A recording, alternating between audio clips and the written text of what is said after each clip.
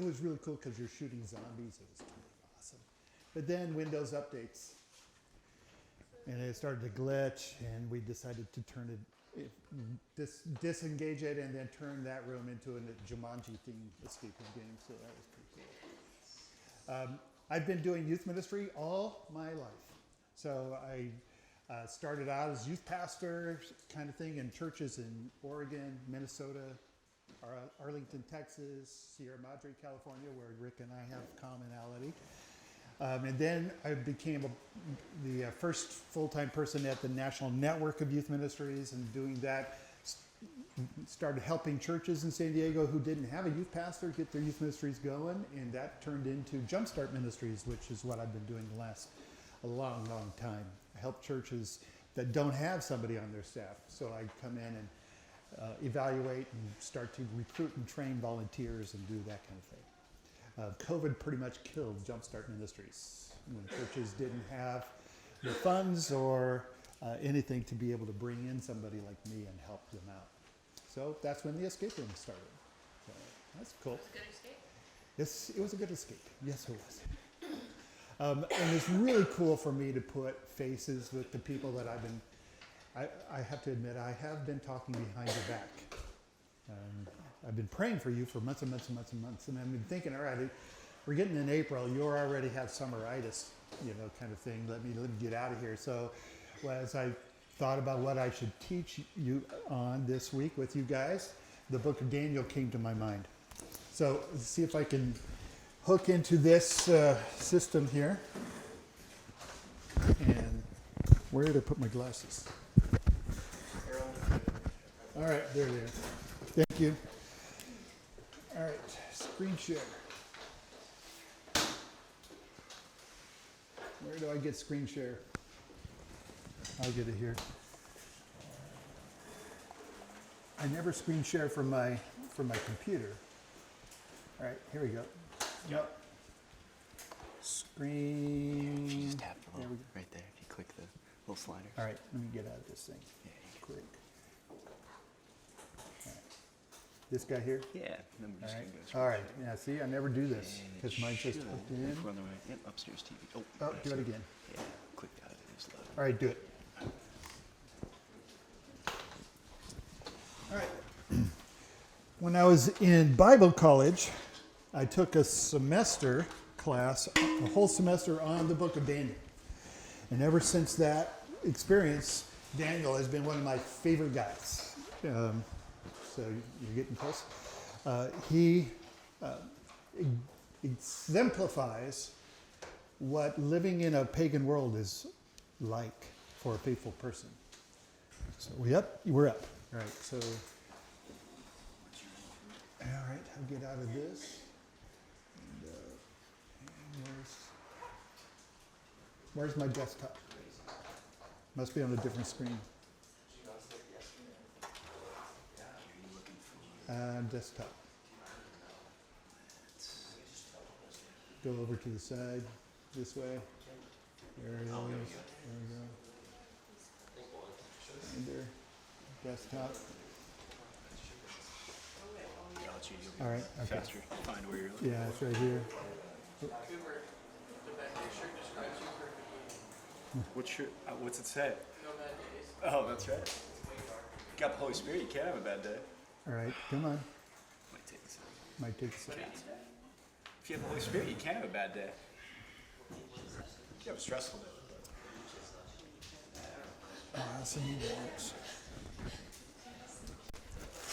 So it'll be the Daniel keynote when it comes up.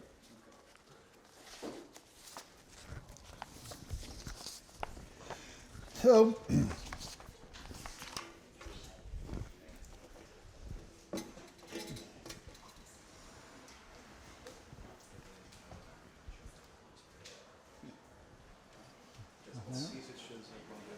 just go, no, it's not in documents, go into iCloud maybe. iCloud, desktop.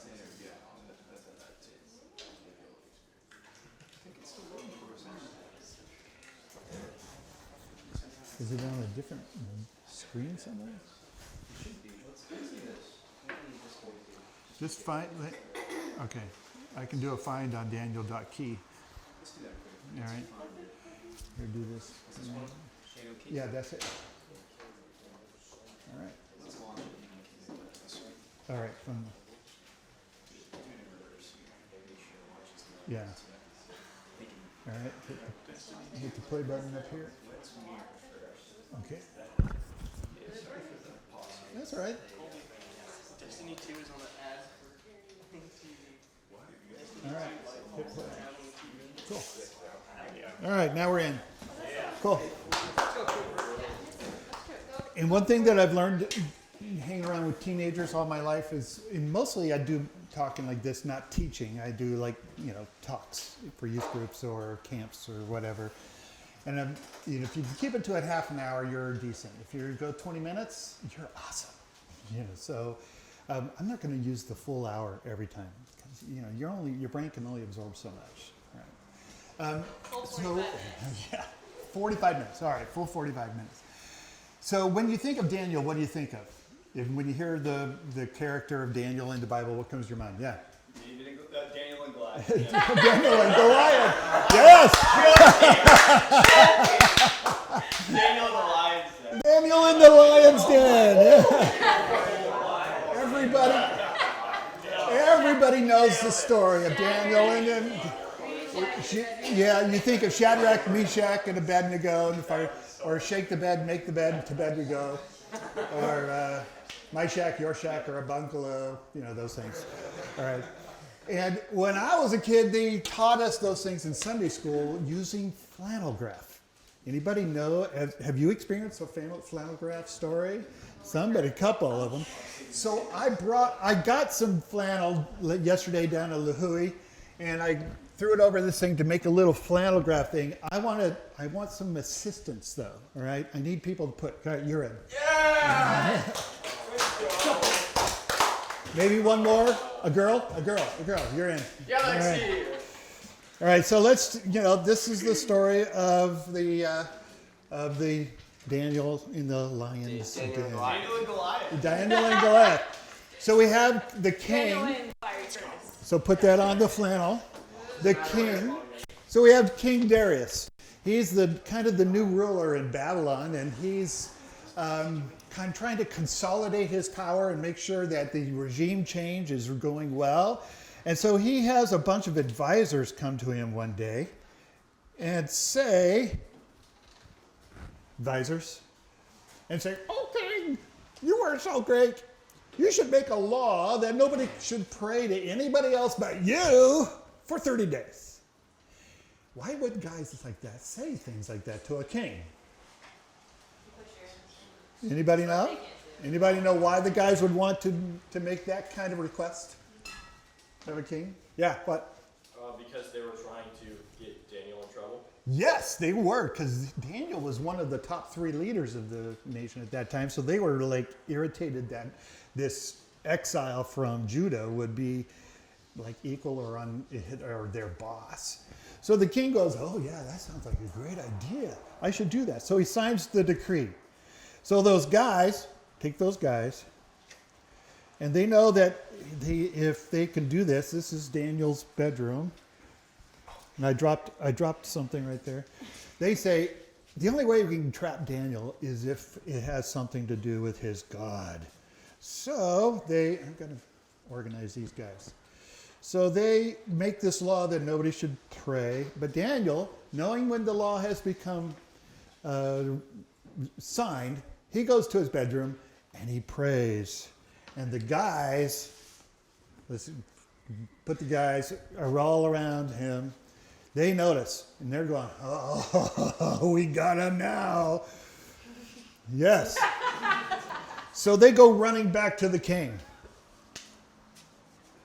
And they go, "Hey, king, Daniel doesn't pay attention to you."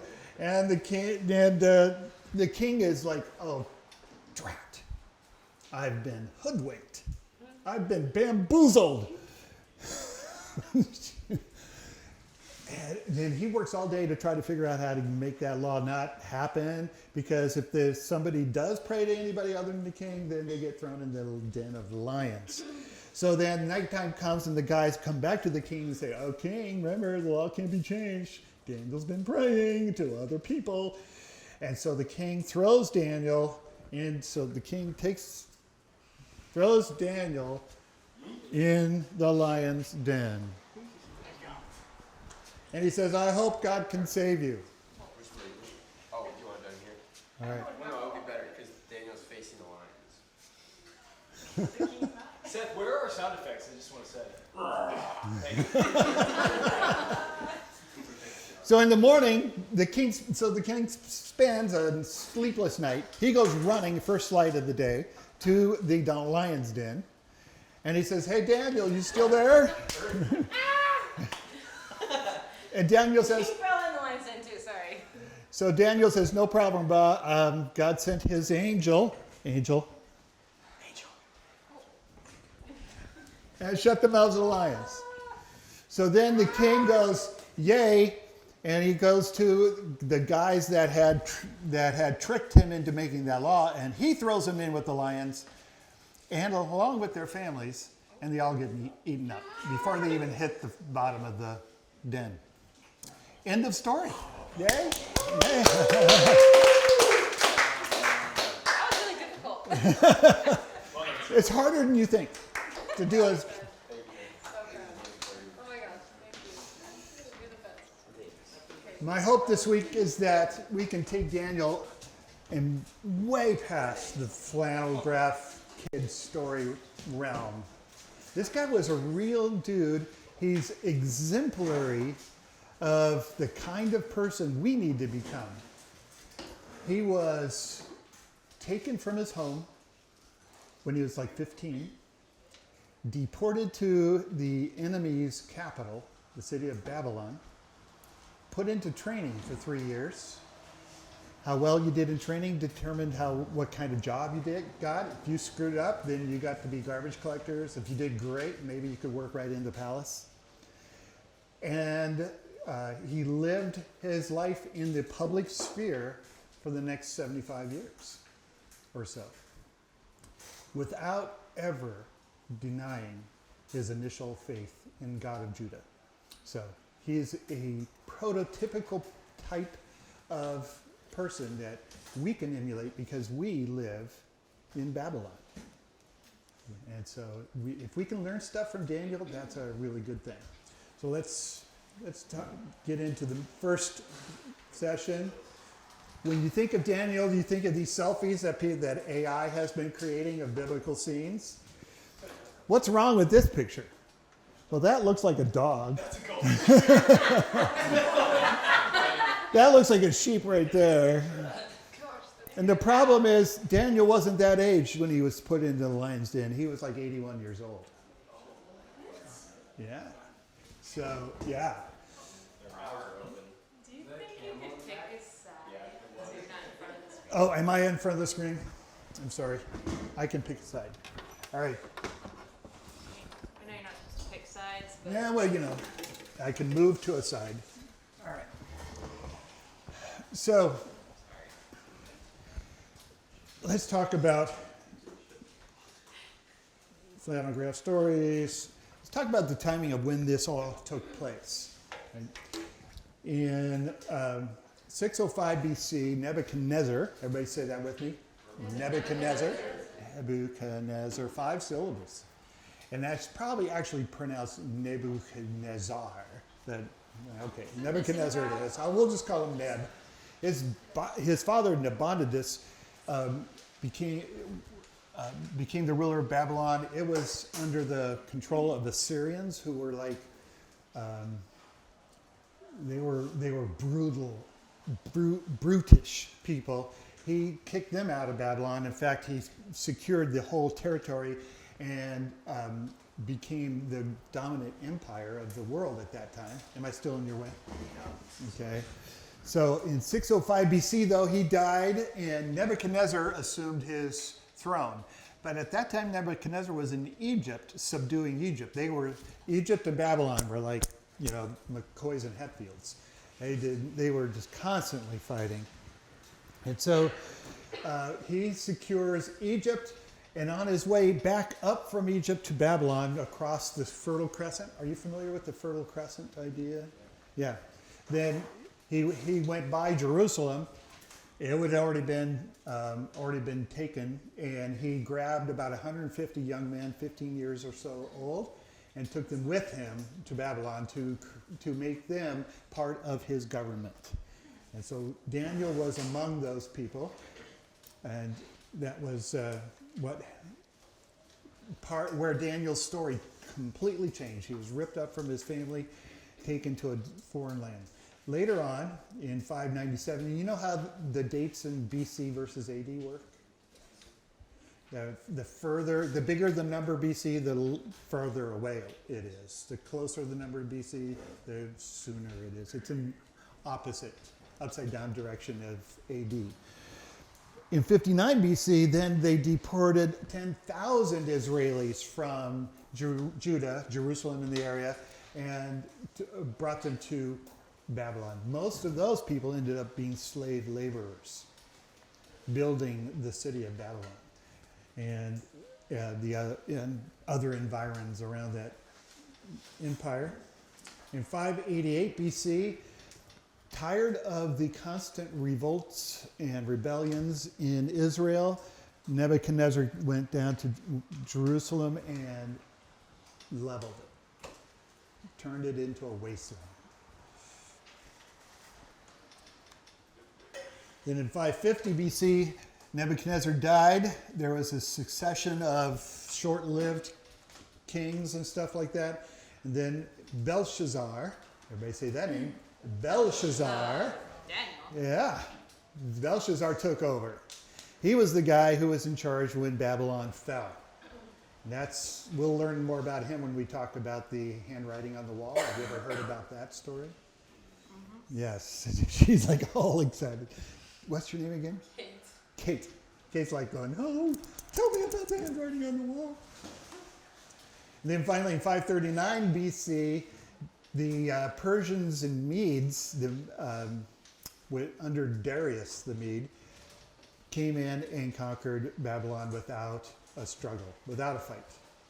And we'll learn about all that. So that's the timing that this all took place. The Old Testament is full of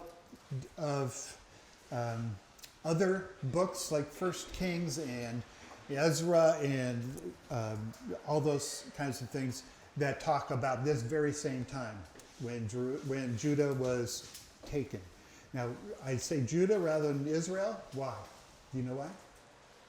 They were divided at the time. Yeah, they were divided by that time, and Israel kind of disappeared. They were like the 10 lost tribes, and they just got assimilated into the rest of the world. This book talks about events that is the third of 4 periods in history where miracles are important. There have been 4 times when miracles are very important.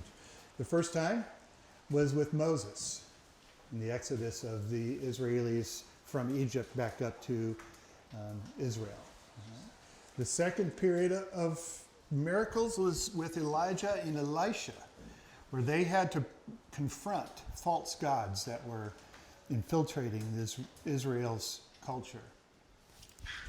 What is one of the most prominent miracles that happened during that time? Do you think of it? Elijah and the fiery prophets of Baal, that kind of thing.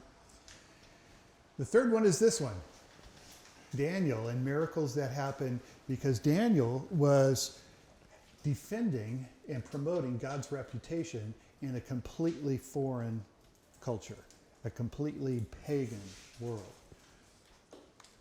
The fourth one was with Jesus and the coming of the kingdom of God. Those are the 4 periods where miracles were needed and were employed to make a point. Cool. So Daniel's lifetime spanned the volatile period in the ancient Near East history with the rise of Babylon's strength and its consolidation of a area-wide empire to its demise and regime change from Babylon to Persia / Medes. He lived in volatile times. He had to be able to adapt and change and work within those things. So this is an important thing to understand, is the background, right? So let's take a look at the characters. I'm kind of giving you the pre-movie synopsis. You know, if you look up movies and you see reviews about them, that kind of stuff. Let's take a look. First, Daniel. He's the key character. He, in fact, I'm going to read a little bit of my notes here. He was a reluctant main character. He did not seek the limelight. He was a man of great wisdom. He had incredible tact. He had wisdom beyond his years, even as a 15-year-old. He showed authentic devotion to God, even when doing so would be at his peril, if you want to put it that way. He went about his work, I'm going to read this. He went about his work without fanfare, political maneuvering, or engaging in palace intrigue. Because of his faith, he never lost hope. He always hoped in God and looked forward to the restoration of Judah back in his homeland. And I found this quote about hope that I thought was worth reading. And by the way, at the end of this week, I'll give you all the documents that I'm reading here that have a lot more info on it that you can fill in with your notes. A guy named Václav Havel wrote it about hope. It is an orientation of the spirit, an orientation of the heart. It transcends the world that is immediately experienced and is anchored somewhere beyond its horizons. That's the key phrase. Anchored somewhere beyond its horizons. I don't think you can explain it as a mere derivative of something here, of some movement or some favorable signs in the world. I feel that its deeper roots are in the transcendental, just as the roots of responsibility are. It's not the conviction that something will turn out well, but the certainty that something makes sense, regardless of how it turns out. That's hope. And like Romans 5 says, hope does not disappoint, because the love of God has been shed abroad in our hearts. So we know that things are going to make sense, regardless of the way things turn out. I have been a lifetime San Diego Chargers fan, because I grew up in San Diego. I'm a second-generation San Diegan natives. Is there another San Diegan here? All right, cool. So I grew up a lifetime Chargers fan. In fact, one of my favorite memories, I must have been like 7 or 8 years old. We were in church one Sunday morning, and I'm a typical 7 or 8-year-old boy. I'm bored out of my gourd. I've already filled in all the little spaces in the E's and the A's and the O's and the B's and the D's on the church bulletin. And the pastor is just getting up to do his sermon. And my dad leans over to me, and I'm sure I'm going to get in trouble for fidgeting or whatever. And he says, "You want to go to the Chargers game?" And I went, and my mind was, "Are we allowed?" He goes, but I just nodded yes. He goes, "Follow me." And he gets up, walks. I can remember we had like folding chairs, like what you have in.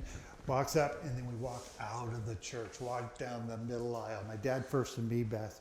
I look over, and there's my friend Timmy, and he's looking at me like, "Oh man, you are in such trouble." And I'm thinking, we are walking out of church. And we get out, and we get in the car. We go down to Balboa Stadium, get tickets, and watch the Chargers. I mean, I've been a Chargers fan all my life. And every year I have hope that they're going to go to the Super Bowl.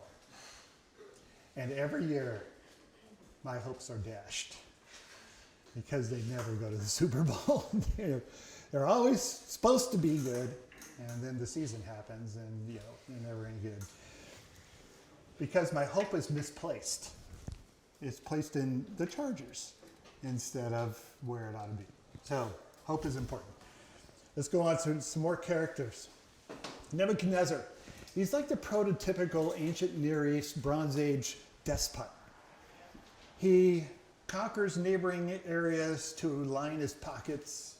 He subjugates the surrounding population to do his work for him. He is vain and he is violent and he is shrewd. And he's a very powerful guy. And in fact, in some of the visions that God gives Daniel, Nebuchadnezzar is esteemed by God to be the greatest ruler in the world ever. So he is a key character in this drama. The three friends, Shadrach, Meshach, and Abednego, were their Babylonian names. They were among the 150 or so young men that were deported initially from Babylon. And the four of them were roommates at school, in a school much like this, but for 150 people, all right, or more. There may have been other nationalities there. And they remain steadfast. They support Daniel. They pray with him. They are also extremely extreme examples of remaining faithful even when doing so might cost you everything. Then there's the palace players, the palace intrigue guys, the Machiavellian, you know what that word means? They schmooze their way into certain situations. They know how to work the intrigue. They play one person off another. They develop, they lie, they cheat, they schmarm their way through, all right? That's the palace intrigue.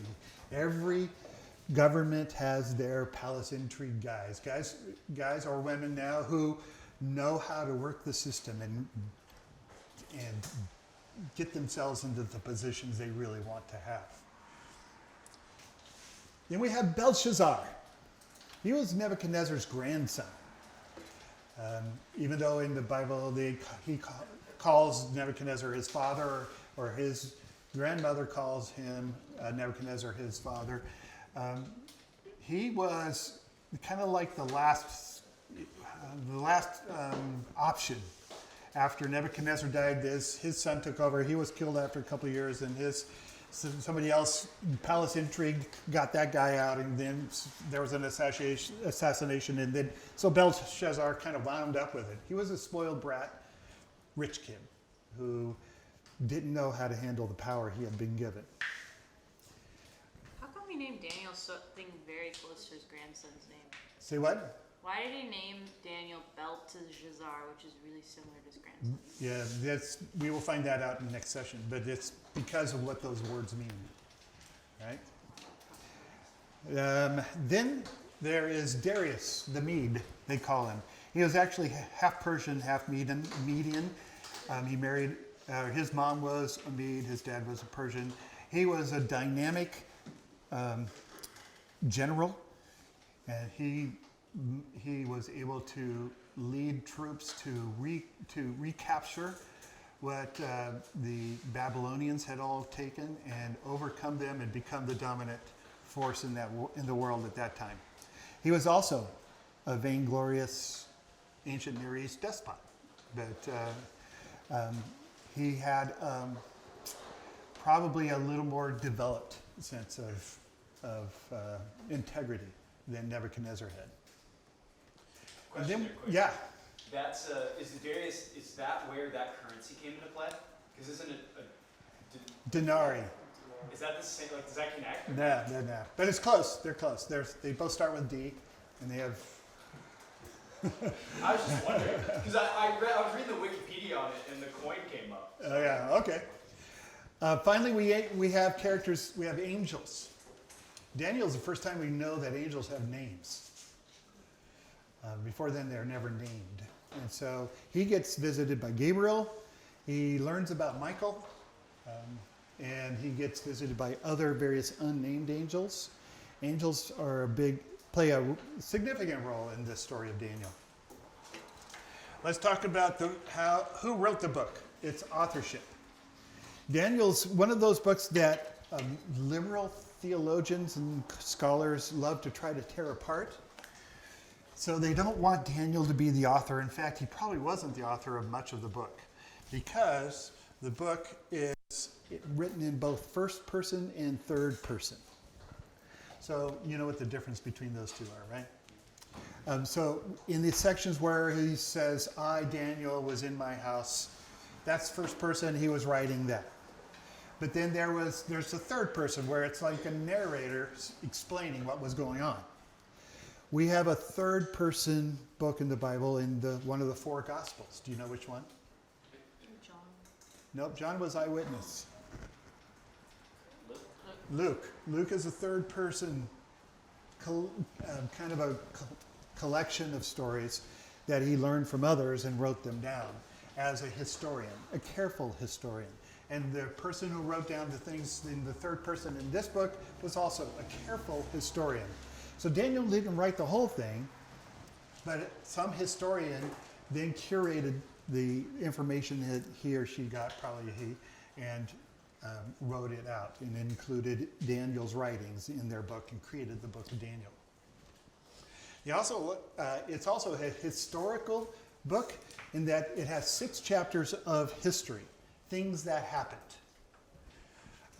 And that's another place where liberal theologians and scholars try to tear it apart. They try to go, well, we'll talk about it in a minute, but this doesn't add up, and those names don't work, and that kind of thing. So the more we learn, the better we get at figuring out how authentic this book is. It's also prophetic. Some of Daniel's visions and Nebuchadnezzar's dreams were complete prophecy at that time. Prophetic history now for most of it, but at that time it was written before events happened.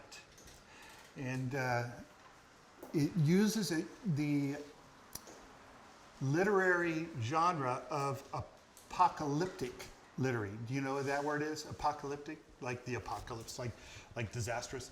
Apocalyptic literature is very, very figurative, very symbolic, very imagery oriented to try to tell what it's trying to say, which is a great way to predict the future, because if you make it like what sometimes you hear what Nostradamus said, then you could be off by a sentence or two and it doesn't make sense to anybody.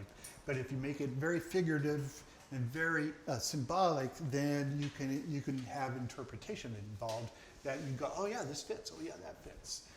So Daniel is one of the earliest examples of apocalyptic literature. We have an entire book in the New Testament that's apocalyptic literature. Which book is that? Revelation. Yep. Okay. So Daniel's prophecies take up the second 6 chapters of the book. So the book is in kind of half. 6 chapters of history, 6 chapters of prophecy. We're only going to look at the history side, except we're going to jump into chapter 10 to look at some angel interaction to try to get the word to Daniel. Okay, so we'll look at those things. But what am I looking at next?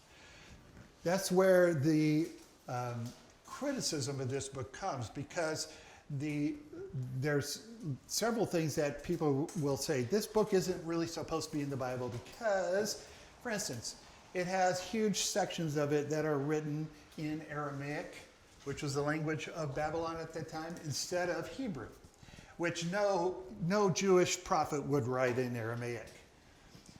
But that doesn't take into account the fact that the Aramaic parts have to do with what happens in Babylon, rather than what happens with God's people and stuff. Yeah? Are there other books in the Bible written in Aramaic? Yeah, so in fact, a lot of the New Testament was written in Aramaic. So, but in the Old Testament, the prophets and those guys all wrote in Hebrew,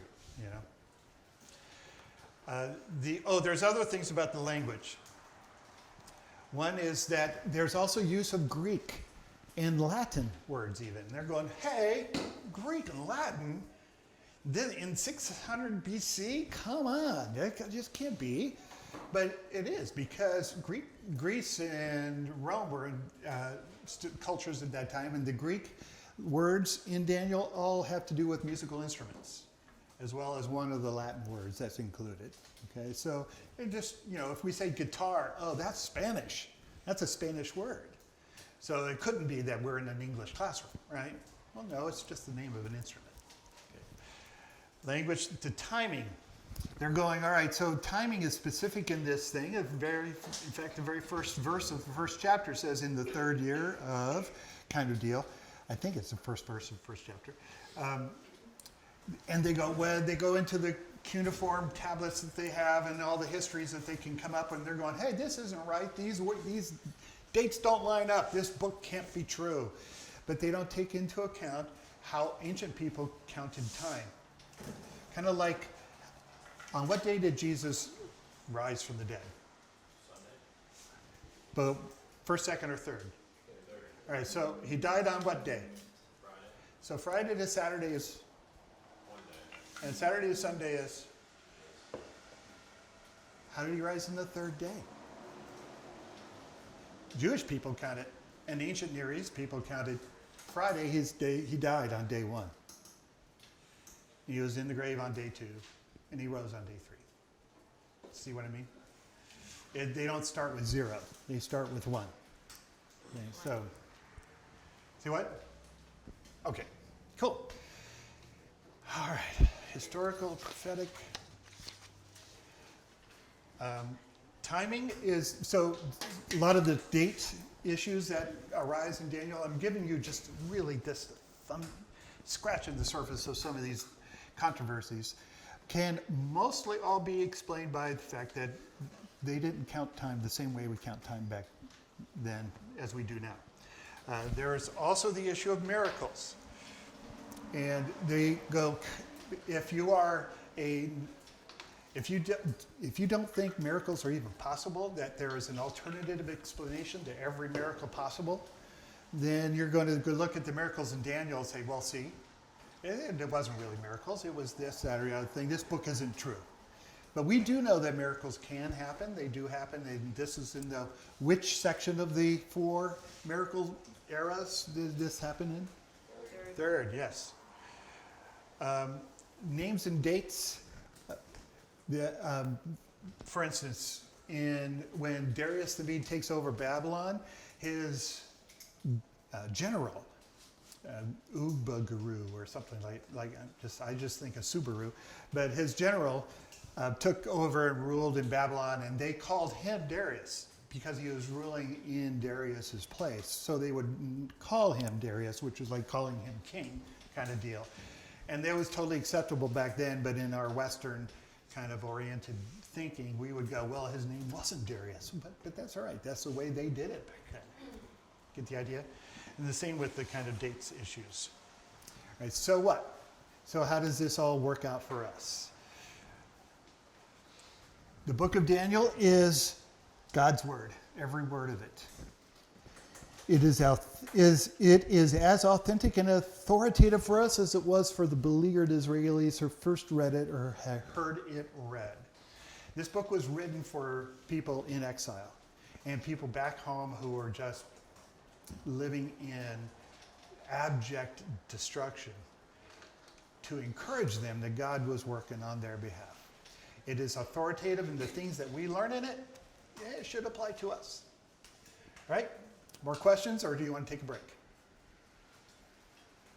Cool, let's take a break. Oh, stop it somewhere. What time do we get back in here? 9:50. We'll do All right. 15 minutes. So it's 35 minutes, so we didn't take the 45. Good. All right.